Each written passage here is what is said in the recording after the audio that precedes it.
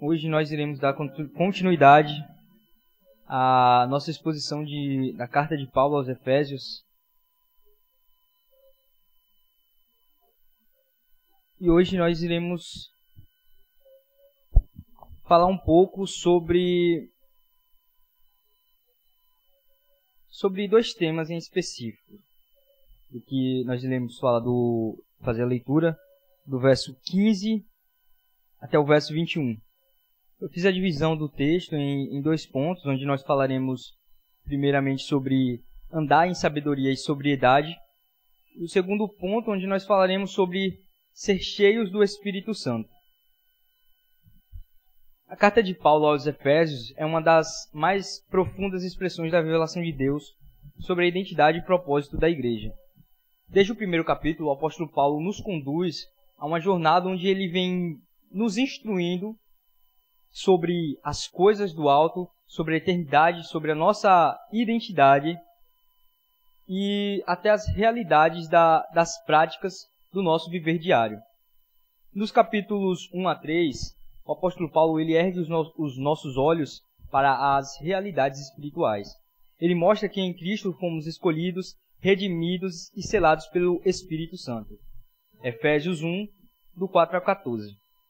Ele revela que fomos ressuscitados com Cristo e feitos assentados nas regiões celestiais. Efésios 2, do 4 ao 6. E declara que agora formamos um só corpo, a igreja onde Cristo é a cabeça e nós somos os membros. Isso nós temos o capítulo 1, do verso 22 e 23, e o capítulo 2, do verso 19 ao 22. Esses capítulos, eles são como um monte da revelação. Paulo mostra quem somos em posição, santos, filhos, herdeiros e templo do Espírito. Mas a partir do verso 4, temos uma abordagem um pouco diferente. Ele desce desse monte e nos chama para a prática. Rogo-vos, pois, que andeis de modo digno de vocação com o que fostes chamados. Efésios 4, do verso 1. Ou seja, se nos capítulos anteriores Paulo falou sobre o que Deus fez por nós, agora ele fala sobre como nós devemos viver para Deus. Ele nos ensina a andar de maneira digna.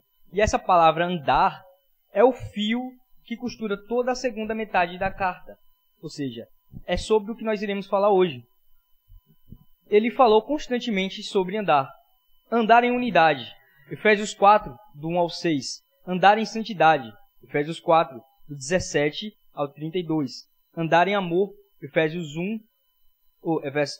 5, versos 1 e 2. Andar como filhos da luz.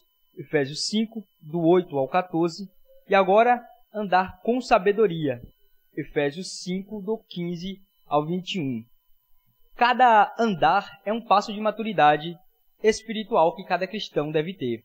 Paulo está formando o caráter cristão para que seja cada vez mais semelhante ao caráter de Cristo.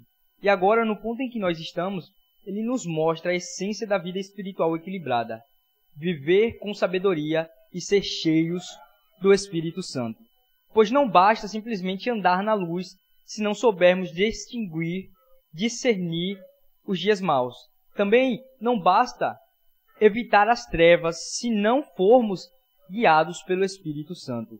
E não basta conhecer a verdade se não a vivermos com sobriedade, gratidão e submissão total e mútua ao Espírito Santo. Assim chegamos ao versículo 15, aos versos 15 a 21, onde Paulo nos convida a olhar atentamente para onde e como estamos vivendo e andando. E podemos nos perguntar, tenho andado com sabedoria ou tenho desperdiçado os meus dias? Tenho sido cheio do Espírito Santo ou tenho sido cheio das influências mundanas? Qual é a influência que tem me guiado, que tem me mostrado o meu caminho e que tem exercido grande parte do meu caráter e comportamento? Esses versículos são o coração prático de toda a carta. O equilíbrio entre o entendimento e plenitude, entre sabedoria e poder, entre vida racional e a vida espiritual. façamos a leitura. Portanto, verso 15. Portanto, vede prudentemente como andais, não como nécios, mas como sábios, remindo o tempo, porquanto os dias são maus. Pelo que não sejas insensatos, mas entendei qual seja a vontade do Senhor. E não vos embriagueis com o vinho em que há contenda, mas enchei-vos do Espírito, falando entre vós em salmos e hinos e cânticos espirituais, cantando e salmodiando ao Senhor no vosso coração, dando sempre graças por tudo a nosso Deus e Pai, em nome de nosso Senhor Jesus Cristo. E sujeitai-vos uns aos outros no temor de Deus. Amém. Senhor Jesus, te agradecemos pela tua palavra, Senhor. Te pedimos que o Senhor abra os nossos olhos e nos permita entender, Senhor, as tuas escrituras, Pai. Nos ensine, meu Deus, a ter um caráter, Senhor, cada dia mais semelhante ao teu. Nos ensine, Pai, a agir e viver de forma digna e honrosa a ti, meu Deus. Nos ajude, Pai, a entendermos, Pai, a importância de sermos cheios do Espírito Santo, meu Deus. Trabalha os nossos corações através da tua palavra, Senhor. Faça, Pai, a tua palavra, faça com que ela, meu Deus, venha transformar completamente o nosso entendimento. E assim, Senhor, o nosso caráter, a nossa vida e a nossa forma de viver, meu Deus. Essa oração que fazemos a ti, Pai, em nome de Jesus. Amém. No verso 15, Paulo nos adverte a vivermos como sábios e não como tolos. Mas o que é sabedoria segundo a Bíblia? Segundo a Bíblia, a sabedoria é aproximar-se de Deus, é fazer o que Ele nos instrui a fazer. E para nos aproximarmos de Deus, é preciso conhecer a Deus. Por outro lado, alguém que o tolo, ele diz, não vivam como nécios. Ele não está se referindo a limites intelectuais que uma pessoa pode ter, a falta de conhecimento ou talvez ao analfabetismo. Mas ele está se referindo a alguém que vive uma vida de incredulidade e pessoas que praticam ações abomináveis, que vivem separados de Deus e contra a lei de Deus. Essa pessoa nunca conseguirá compreender a verdade e nunca compreenderá a Cristo. Anda cego no pecado e nunca compreenderá a sua verdadeira condição, a forma que nós andávamos. De forma que sabedoria é aproximar-se de Deus. Porém, ainda assim eu não posso me aproximar de Deus por mim mesmo, porque eu estava andando como nécio, de forma que eu estava cego para a minha própria condição e não conseguia enxergar o meu pecado. Então é necessário a intervenção de Cristo Jesus, mostrando que toda a obra é completa, do início ao fim é feita por Cristo Jesus. De forma que não fui eu que o escolhi, não fui eu que me aproximei dele, mas foi ele que se aproximou de mim, ele que abriu os olhos do meu entendimento e que me permitiu. Foi o Espírito Santo que me confrontou, como vimos na pregação anterior, é o Espírito Santo quem nos confronta e nos faz enxergar a nossa verdadeira natureza. E é ele quem nos conduz ao arrependimento, mostrando que toda obra é feita por Deus. Então, esse ato de aproximar-se de Deus, de se tornar sábio, de conhecer e seguir aquilo que as suas Escrituras nos ensina, também é um ato conduzido unicamente pelo Espírito Santo. Romanos 1, verso 21 e 22,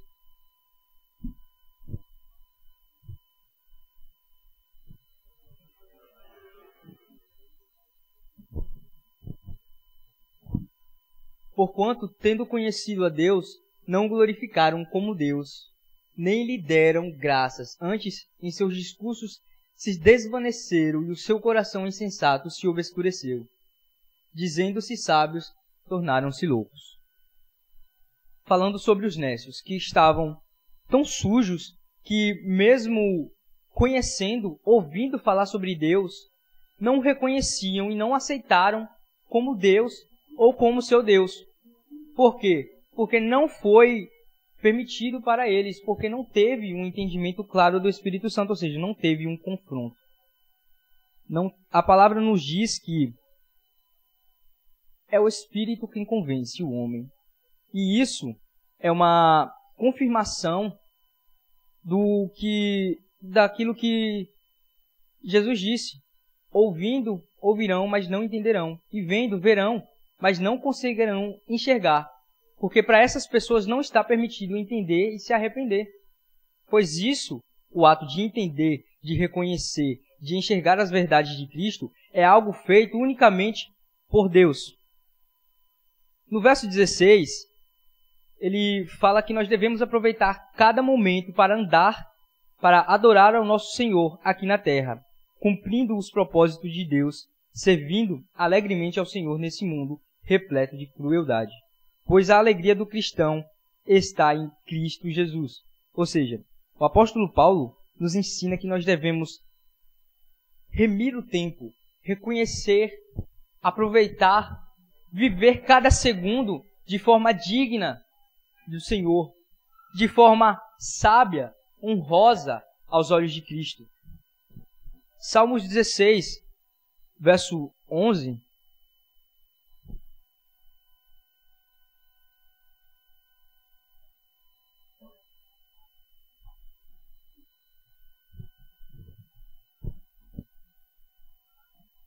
Far-me-ás ver a verdade, a vereda da vida. Na tua presença há abundância de alegria. A tua mão direita há delícias perpétuas. Todos os dias são maus, porém, na presença de Cristo, na presença de Deus, há alegria. Ou seja, em meio ao mundo que vivemos e aos dias que nós estamos, devemos constantemente andar na presença de Deus. É isso que é remir o tempo e viver em alegria. É aproveitar cada segundo para viver na presença do Senhor, onde há abundância de alegria. Pois, se a presença de Deus traz alegria, como podemos estar tristes na presença dele? No verso 17, ele continua nos incentivando a não sermos insensatos e buscar conhecer a verdade de Deus e nos aproximarmos dele.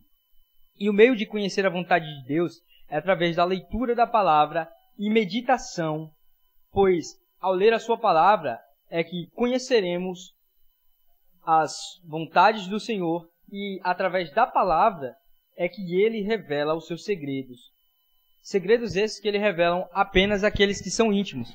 E os íntimos são aqueles que amam e meditam na sua palavra. Isso nós vemos lá em Salmos 25, verso 14, onde diz que aos íntimos é permitido entender os segredos do Senhor. E em João 14, verso 21, onde Cristo diz: aquele que tem os meus mandamentos e os guarda, esse é o que me ama. E do verso 21 ao 24, em João 14, ele vai nos mostrar que, se não amamos as Escrituras, não amamos a Deus, pois a forma de amar a Deus é amar a sua palavra.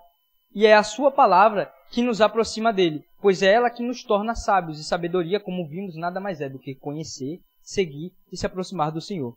Então a palavra do Senhor constantemente é aquilo que nos leva a Deus e pelo qual nós podemos medir a nossa vida de intimidade com Deus, pois se não temos intimidade com a palavra, não temos intimidade com Deus. Do verso 18, fiz uma divisão em 2 pontos. É onde se encerra o primeiro ponto e se inicia o segundo ponto, entre a parte A e a parte B. Parte A nos diz que, apesar da Bíblia condenar a embriaguez, aqui Paulo se refere ao cálice dos demônios, que supostamente seriam cerimônias de cultos pagãos, onde eles bebiam o vinho com o intuito de terem certa comunhão divina, um estado de êxtase com as divindades locais e temporais daquela época. Paulo faz o alerta para que aquela população de Éfeso, os cristãos de Éfeso, não viessem a ter essas práticas, para que eles não se embriagassem no intuito de sentirem uma divindade ou de conseguirem algo sobrenatural. E aqui entramos agora na parte B, que falaremos do termo enchervos do Espírito Santo. Paulo continua ainda no verso 18, falando para ser cheios do Espírito e não embriagados. Ele fala que a verdadeira comunhão com Deus não é algo que pode ser induzido por meio da embriaguez ou também de drogas.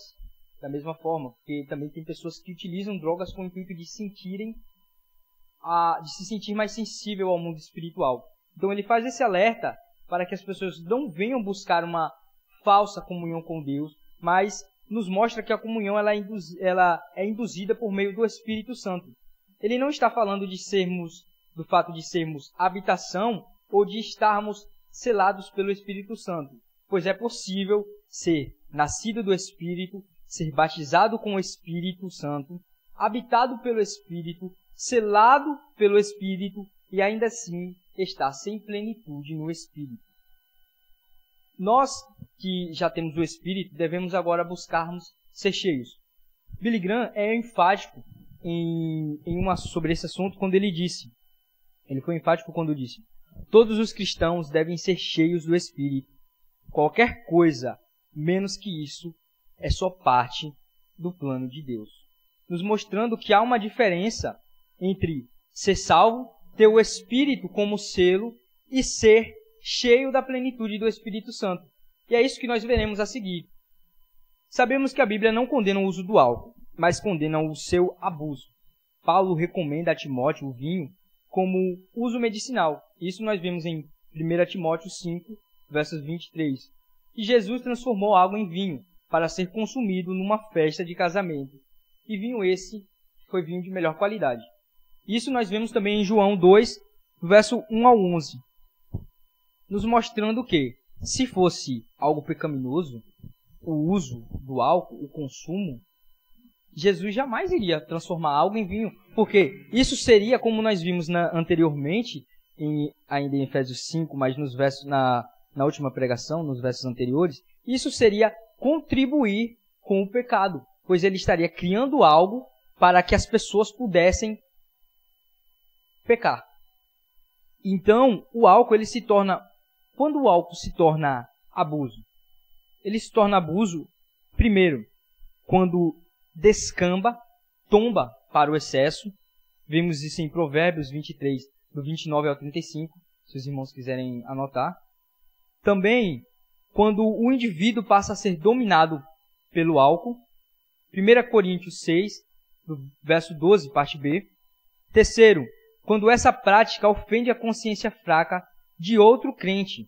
Romanos 14, 13 e 1 Coríntios 8, verso 9.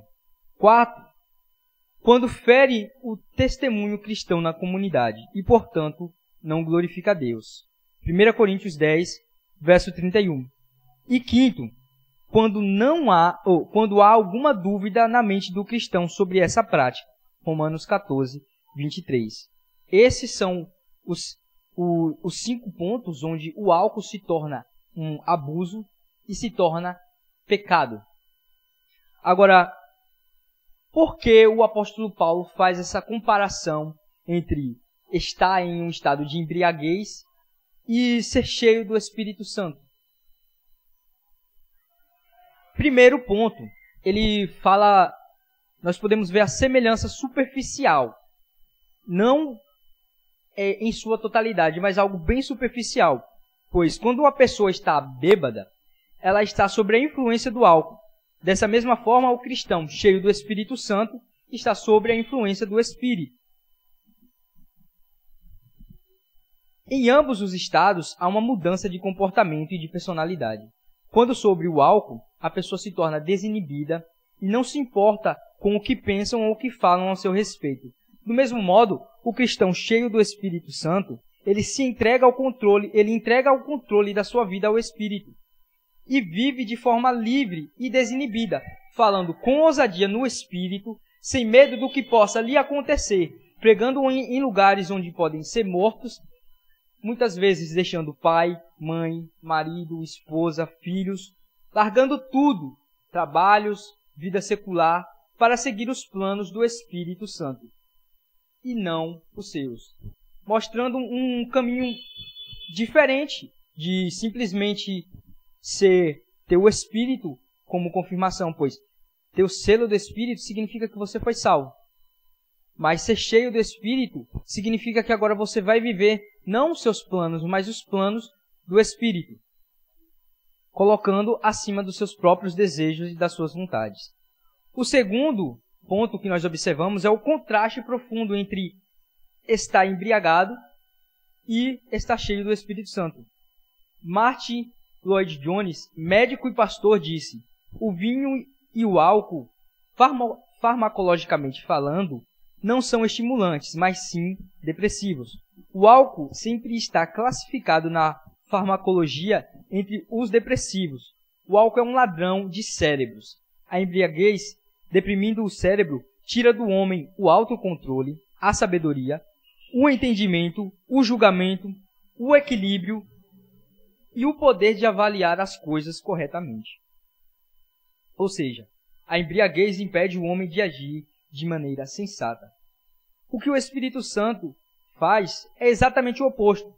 Ele não pode ser posto no manual farmacológico, mas ele é estimulante, antidepressivo, ele estimula a mente, o coração e a vontade.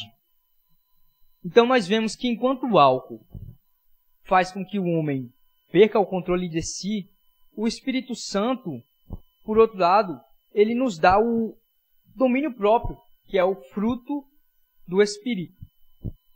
E também os resultados são opostos. Como resultado da embriaguez, as pessoas entregam-se a ações desenfreadas, perdem a vergonha e o pudor, corrompem a vida e envergonham o lar, trazem desgraça, lágrimas, pobreza, separação e muitos outros problemas que nós poderíamos citar.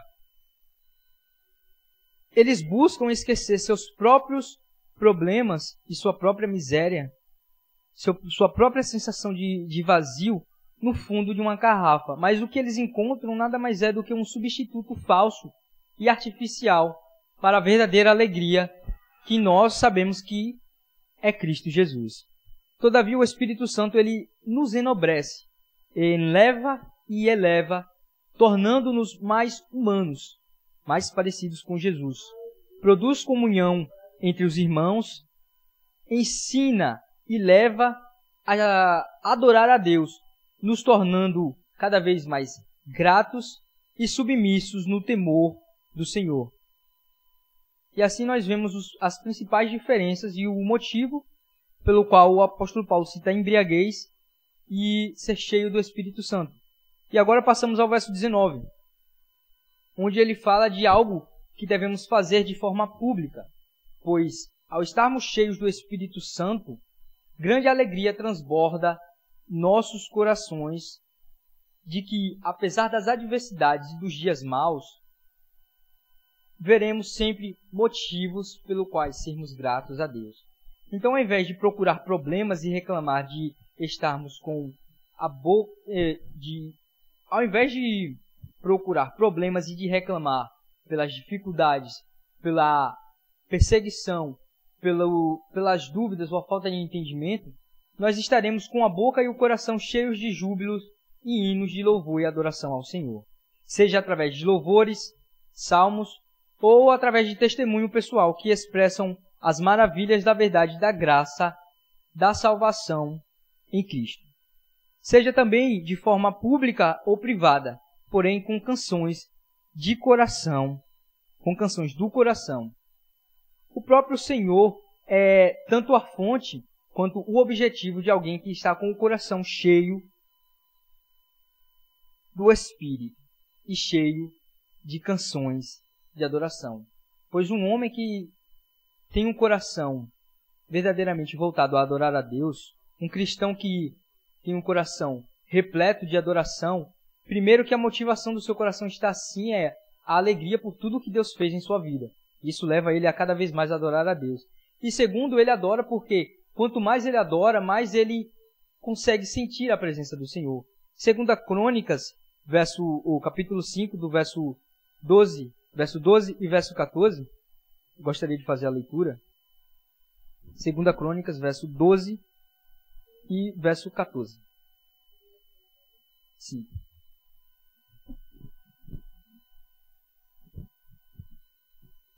E quando os levitas, cantores de todos eles, isto é, Asaf, Emã, Jedutum, seus filhos e seus irmãos, vestidos de linho fino, com símbolos e com alaúdes e com harpas, estavam em pé para o oriente do altar, e com eles até 120 sacerdotes que tocavam as suas trombetas. Verso 14.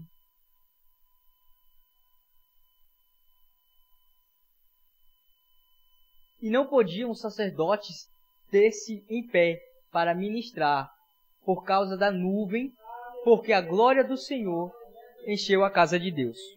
Ou seja, se nós adoramos a Deus, é porque nosso coração está cheio. E porque nós queremos que seja cheio cada vez mais de alegria e de gratidão. Pois um coração cheio de louvor agrada a Deus de tal forma que a sua glória desce e enche o ambiente. Por isso, irmãos, no momento do louvor, devemos ter nossos corações voltados simplesmente à adoração ao Senhor.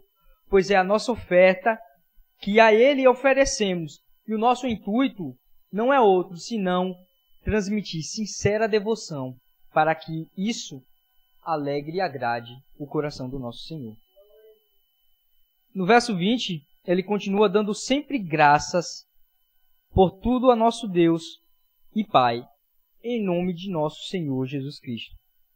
A gratidão do cristão deve ser por quem Deus é e por aquilo que Ele fez por intermédio de seu Filho, nosso Salvador e Senhor.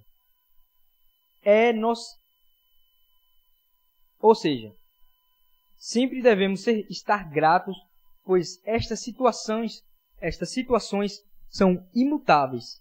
Deus é imutável. Logo, se nossa alegria deve ser por quem Deus é, a nossa alegria deve ser constante, pois Deus é imutável, ou seja, Ele nunca vai mudar. Ele nunca muda. Então, nosso estado de alegria, nosso coração no Senhor deve ser sempre o mesmo. E o sacrifício que Jesus Cristo fez por nós também já foi concretizado. Logo, não há motivos para ingratidão na vida do cristão, pois Cristo já fez a maior obra pela qual nós nunca poderíamos fazer. Ou seja, não temos motivos de acharmos que a vida é injusta, ou de termos nosso coração repleto de ingratidão. Muito pelo contrário, só temos motivos de sermos gratos, pois aquilo que não poderíamos fazer, Cristo Jesus fez por nós.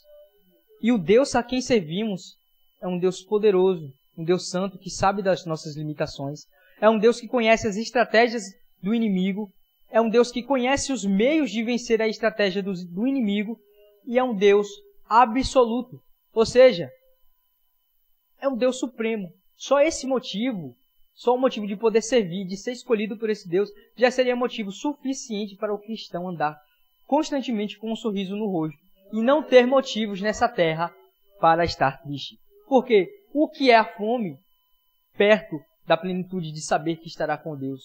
O que é a tortura perto de saber que estará com Deus? É tanto que no passado muitos foram os martírios que morreram pregando o Evangelho, defendendo a sua crença, porque sabiam que mais valia estar com Deus, que era mais prazeroso falar e servir a Deus do que a tortura que eles passavam.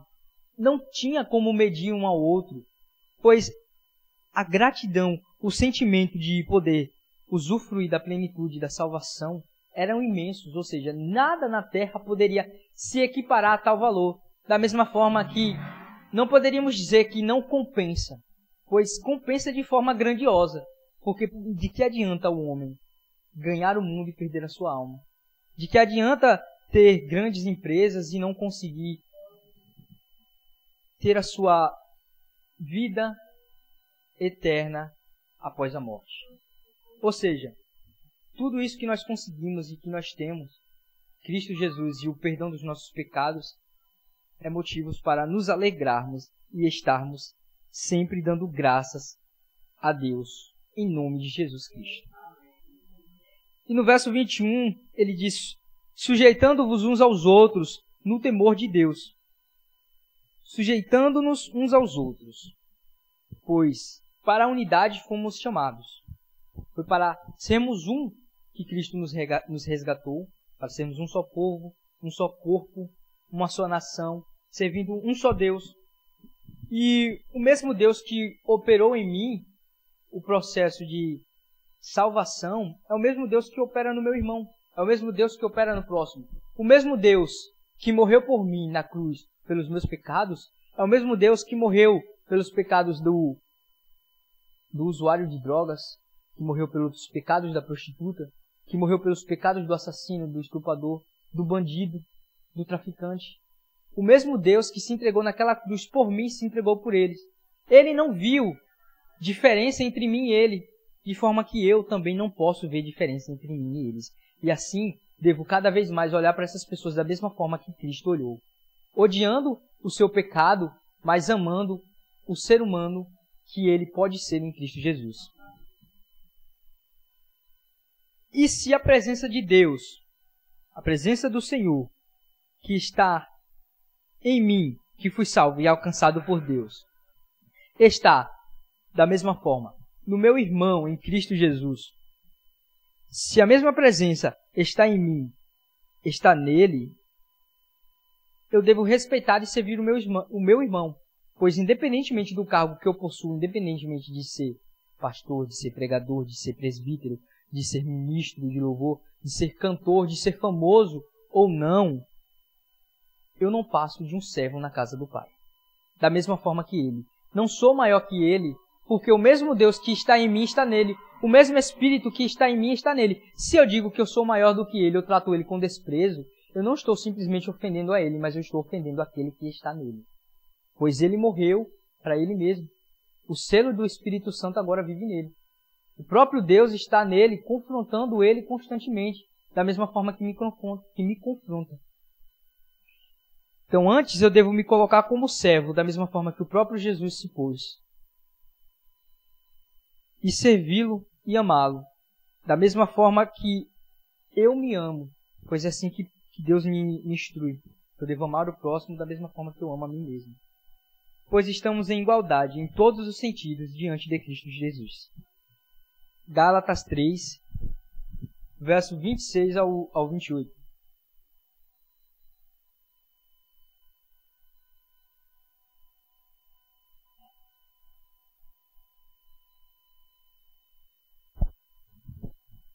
Gálatas 3, 26 a 28. Porque todos sois filhos de Deus, pela fé em Cristo Jesus. Porque todos, quanto fostes batizados em Cristo, já vos revestistes de Cristo. Nisto não há judeu nem grego, não há servo nem livre, não há macho nem fêmea, porque todos vós sois um em Cristo Jesus. Dentro da igreja de Cristo, somos um em Cristo Jesus. Não existe cargos, não existe gêneros com prioridade, não existe idades com prioridade, não existe doenças com prioridade, não existe serviço algum maior do que outro serviço, desde a pessoa que limpa, a pessoa que prega ou a pessoa que está no banco. Todos estão em igualdade, pois todos sois um em Cristo Jesus. E é para essa unidade que devemos constantemente correr atrás. É isso que nós devemos perseguir. Estar sempre unidos em Cristo Jesus. Sem olhar para os nossos irmãos com um olhar de indiferença, de superioridade ou até de inferioridade. Pois diante de Deus não sou nem maior e muito menos menor do que o meu irmão. Eu estou em pé de igualdade com ele. E agora, o que nós podemos aprender com esses 6 versos que nós lemos hoje? Quais são as aplicações práticas que podemos tirar para a nossa vida? Eu listei 6 aplicações. Primeira, viva com sabedoria. Devemos aproveitar cada dia para viver com propósito. Não andar de forma distraída, mas de forma guiada pelo Espírito do Senhor. Segundo, devemos aproveitar bem o tempo. Os dias são maus, então não devemos desperdiçar momento com o que não edifica, com aquilo que muitas vezes ofende ao Senhor.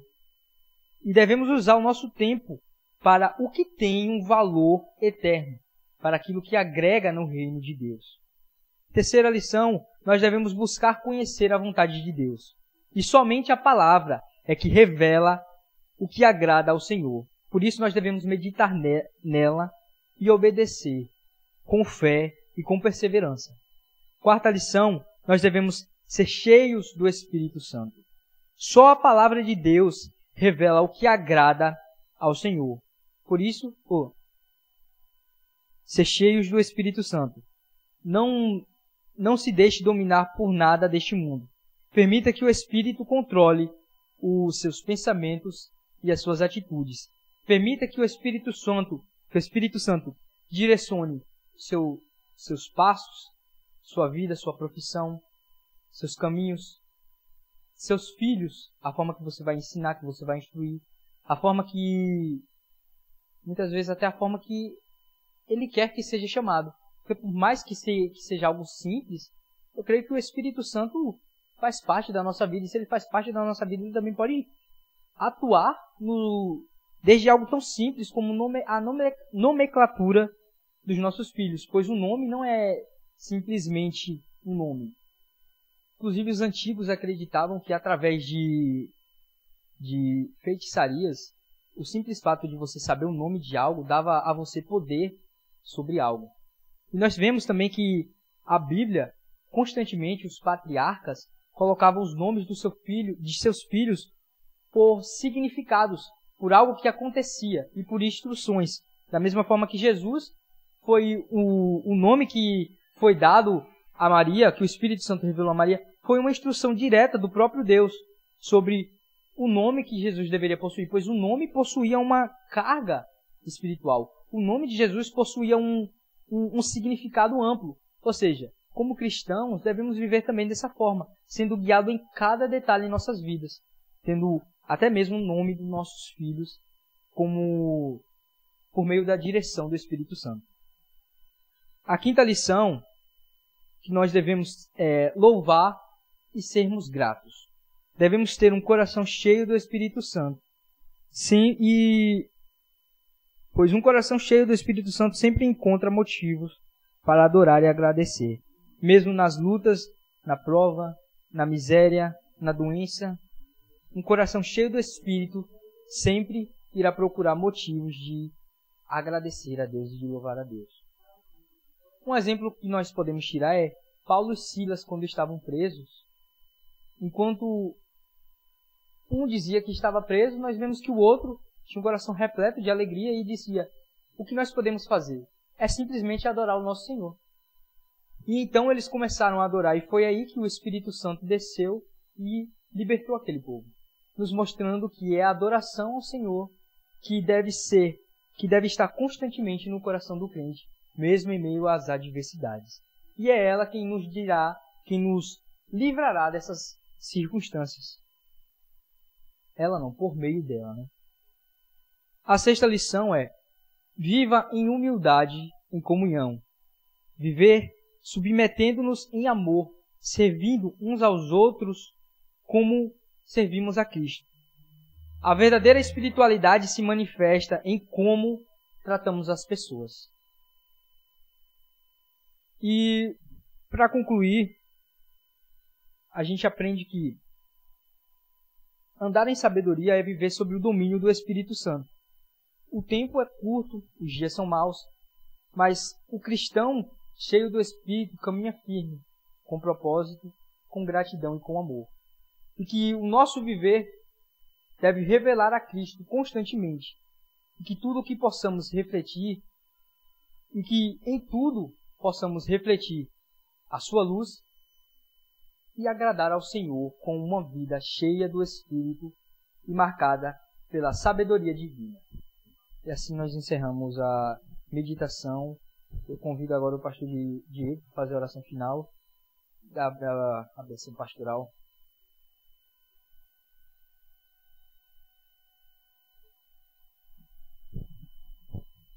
Amém, meus irmãos. Que a graça e a paz de Cristo esteja com todos nós. Palavra abençoada, né, meus irmãos? E nos alimenta, nos fortalece. Deus continue usando o Thaís. Vamos nos colocar sobre os pés, fazer a oração de agradecimento a Deus.